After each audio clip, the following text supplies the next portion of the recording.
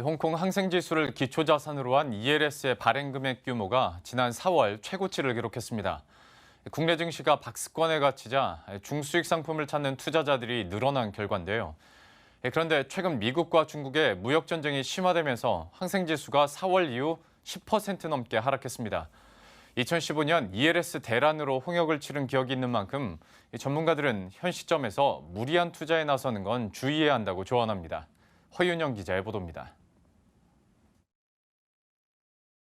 1분기 홍콩 H지수를 기초자산으로 발행된 ELS 규모는 총 12조 4천억 원으로 직전 분기보다 2배 가까이 급증했습니다.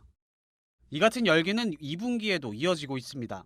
4월 이후 지금까지 발행된 홍콩 H지수 ELS는 총 13조 원으로 1분기 발행 금액을 이미 넘어섰습니다.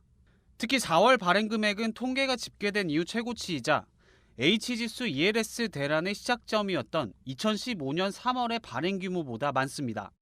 국내 증시의 상승세가 더뎌진 상황에서 그나마 중수익을 기대할 수 있는 해외 ELS에 투자 심리가 쏠렸기 때문이라는 분석입니다.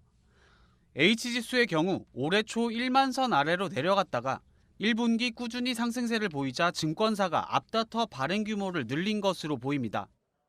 해외 자산 투자 비중을 늘리려는 연기금 등 기관 투자자의 자금도 대거 유입됐다는 점도 영향을 끼쳤습니다.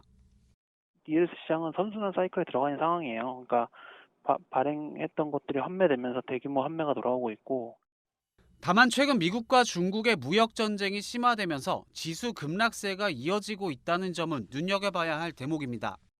ELS는 기초자산 가격이 일정 수준 이하로 떨어지면 원금 손실이 발생하는데 발행량이 급증한 4월 이후 H지수는 13.4% 하락했기 때문입니다.